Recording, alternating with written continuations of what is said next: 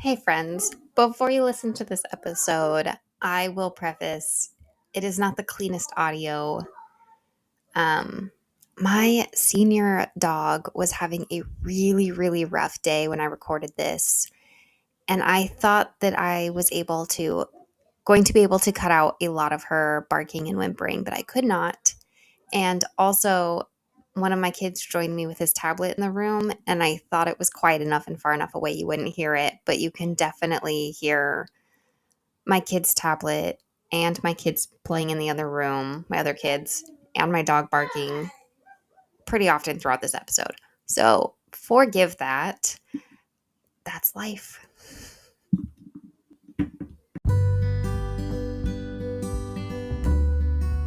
They keep telling us to enjoy it while they're young. But our days are filled with chaos and stress and cooking and endless laundry piles. Where's the time to enjoy anything? Yeah, that's what I always thought too. There's so much I have to do. When do I find time for peace and joy and happiness when I barely have time to sleep? Mama, it's time for a shift. You can be a happy mom. Yeah, it's possible. If I can, you can. Trust me. I've been a mess. I've been depressed. I've been overwhelmed. I've been to the bottom of the pits. And I've risen. I've grown. I've bloomed. And it all started when I realized I didn't have to anything. I get to. It is my privilege and my honor and my divine responsibility to be the queen of my home.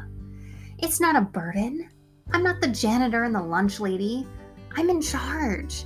I'm the ruler. I'm the chaos coordinator. I'm the calm in the storm. I don't have to anything. I get to. And so do you. So let's rise, mamas. Adjust your crown. Accept your responsibility. And change the effing world. It's all in the way you choose to see it.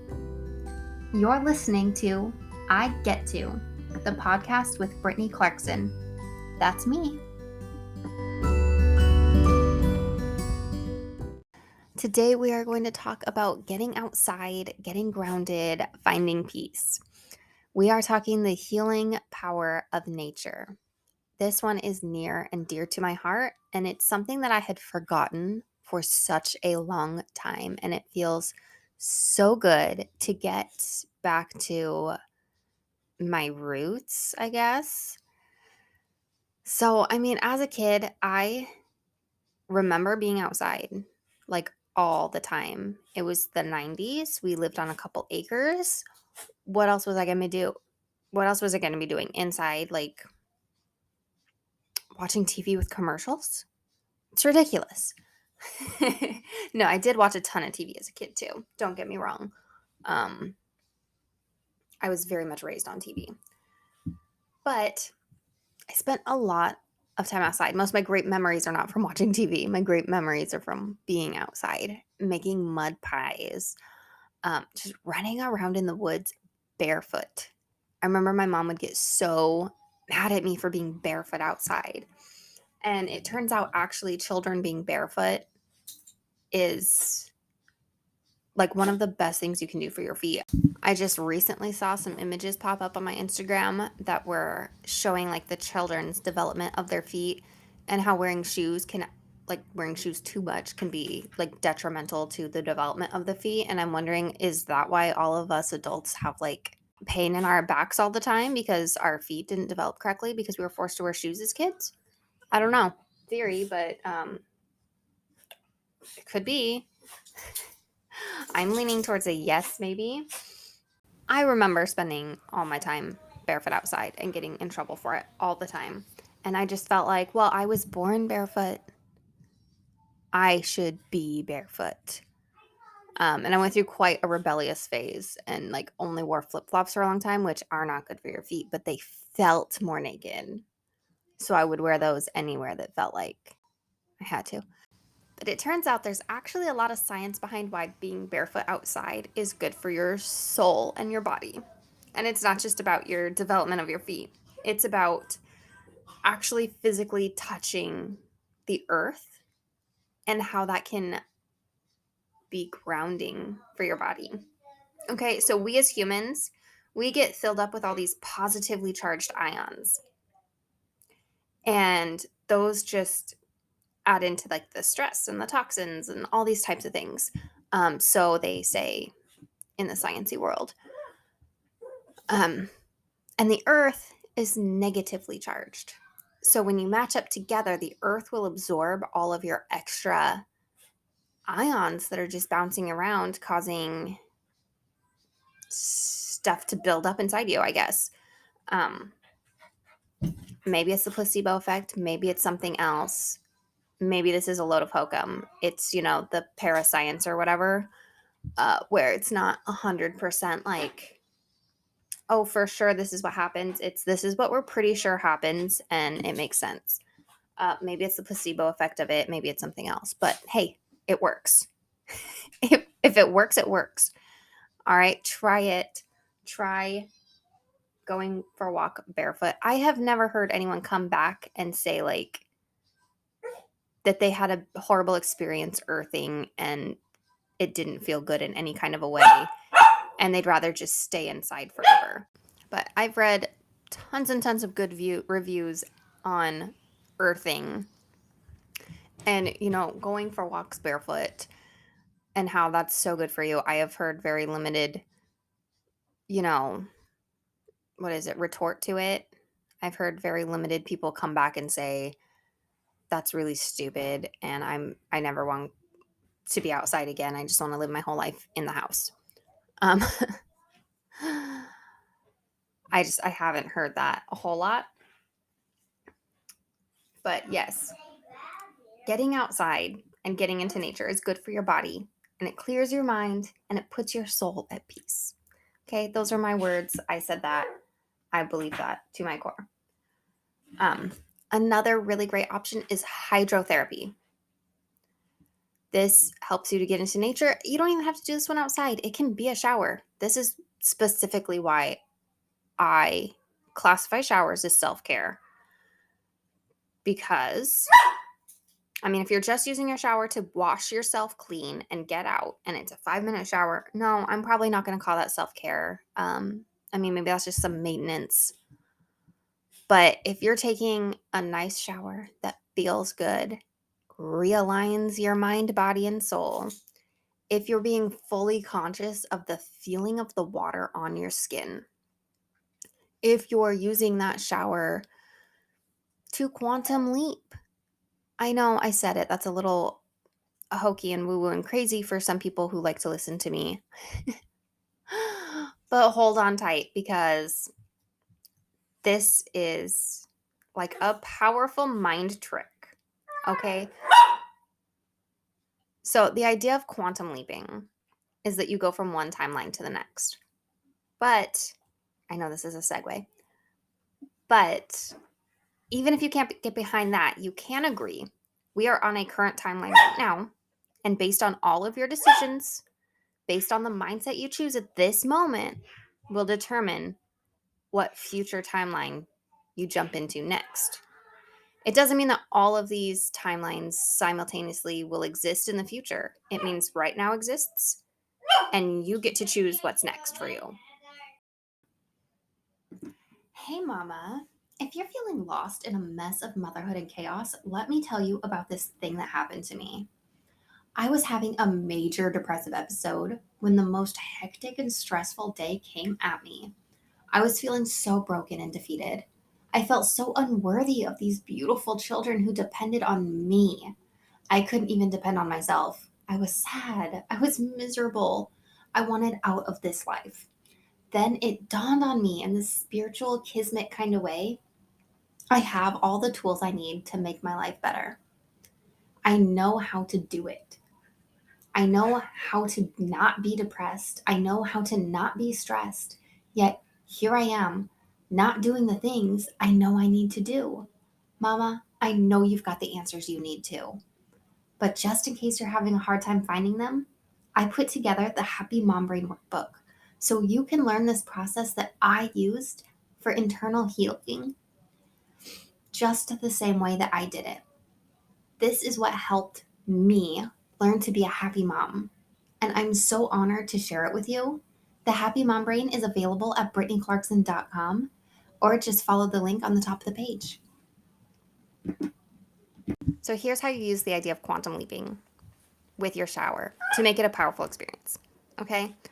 You imagine that you are washing off anything negative about you. You know, any of the guilt and the shame. Wash off a bad day. Wash that off and then step outside the water. Let all that dirty, filthy water go down the drain. Give yourself a moment. And then we step back into the water, envisioning the person you want to be, the one you know you are, your core, now that you've stripped off the dirt that's on the outside. Step into everything you want to be. And this is how you can use your shower to determine your future. And that is considered quantum leaping. So, welcome to the metaphysical side of things, if you're starting to agree with that. So, water can be very balancing. And here's what's amazing is that it's so good for kids. Okay, I have one kid who is like borderline on the spectrum, borderline ADHD. He's so much fun. But he gets super high energy. I mean, he's a 5-year-old boy. That alone, he gets so much energy. He gets so wound up and he doesn't always know what to do with that. And a lot of times it turns into like aggression towards his little brothers because he just has too much energy to process through his brain what he needs to do. Like in order to get his toy back from his 2-year-old brother who just stole it. He's worked so much on self-control. It's amazing to see. But when he gets super high energy, the best thing I can do for him is say, do you want to go play outside right now? Rain or shine, he doesn't typically care. He will go out. All he really cares about when he goes outside, when he's high energy, it's like he knows that this is what he needs to do. He doesn't even go out to burn off energy. He goes out to find a little mud pit and he will just like play in the mud. He'll just put his feet in it. He'll put his hands in it. He might fill little cups and dump them out or build like little mountains out of the mud and stuff. I don't fully know what he does out there, but I keep my distance when he's playing in the mud, and that's just like his personal time. And he will play there for like half an hour to an hour sometimes, and he'll just calm down. Like there is definitely something happening physically in his body when he plays in the mud. And then he always comes in the house and he goes and he lays in a bathtub. He loves to feel the water washing the mud off of him. And then he loves to lay down in the tub and just enjoy the bath. And I never thought that a 5-year-old would just enjoy laying down and relaxing in a bath. I thought it was all about bubbles and toys for them at that age still. So the earthing and the water is good for you and it's good for your kids. It is great for you. Also, I can't talk about the healing power of nature without talking about this soul side of it. Okay? We've mostly talked the physical bit, but nature is full of so many beautiful reminders. When I am feeling overwhelmed, the best thing I can do is step outside, take a big deep breath, and just be open to what nature has to show me today. Okay, what is God going to show me through all of the many creations he has made that surround me? I mean, every single blade of grass, every single branch on that tree, every leaf on the tree, every flower in that field, every rock and boulder has meaning and purpose and a story. And they all come together along with you in making your story. How can they, what do they have to show you? All right, one of my favorite, like one of the most powerful reminders I've gotten from nature is that perfection isn't necessary to fulfill your purpose. I'll say that one again. Perfection isn't necessary to fulfill your purpose. I noticed this when I was really struggling to plant a garden. I kept over obsessing over the plans, and then nothing was like happening. And then finally, I looked at how things grow in nature. And I realized down like in the woods where things have grown all on their own without man touching them, there is not perfect rows. There is not perfect spacing. There are not perfect companion plants. It just, the seeds fall, and what's going to grow, grows. And what doesn't, doesn't. It's this beautiful natural balance, and it is not perfect. Yet every tree, every bush, every plant is fulfilling its purpose without a single one of them being perfect, without any alignment being perfect, without any kind of planning on my part or theirs, probably. And they just grow and they fulfill their purpose by simply growing. That's when I let go of the perfection and thought, I don't need perfect lines. I just need to get stuff in the dirt and figure out what happens. We'll see. Maybe nothing will develop. Maybe nothing will grow. Maybe I'll make a big mistake. But over obsessing and planning and not doing it isn't going to get me there. Giving it a try, getting it wrong, figuring it out. That's what's going to get me to having an abundant vegetable garden. Plus, plants can feel your stress. We know that. They hear it. That whole experiment that they did where if you speak negatively to your houseplants, they die. If you spoke positively to them, they grew. Plants in nature are like the same. If you're planting your garden and you're coming out there with stress, talking about how none of this is going to work out, then none of it's going to work out. If you go out there and hyping yourself up, hyping your plants up, then your chances of growing are much better.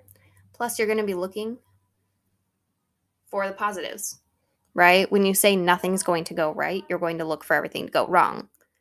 When you believe you're going to fail, you're going to look for failure. You believe it's going to succeed, you start looking for hints of success. If you believe abundance is coming your way, you're going to see every little bit of abundance. It's kind of like, you find a quarter. If you're pretty sure that you're never going to get money, like if you're struggling mentally with the idea of having money, finding a quarter doesn't feel that great because you're like, it's just 25 cents. And then, the universe doesn't want to send you more because you're ungrateful. If you believe abundance is coming your way and then you find that quarter, it's a sign. You take it as a sign. You take it as a big positive. You're like, yes, there it is, a quarter. We're on our way. Here comes my abundance. It works the same way with everything. You will find what you focus on. You're going to find what you're looking for. What you water grows. Be thinking positive thoughts, and positivity comes your way. Look for the good and you will find the good. I'll leave you with just one last note here. To be not of this world. This world is the society, the economy, the media, everything that brings you down, everything that keeps you in this endless cycle of hustle and earned rest. Be not of that. Be of nature. Be of spirit. That's how you were created. You are nature. You are worthy and beautiful and purposeful just as you are. Bloom when it's your time. Rest when it's your time.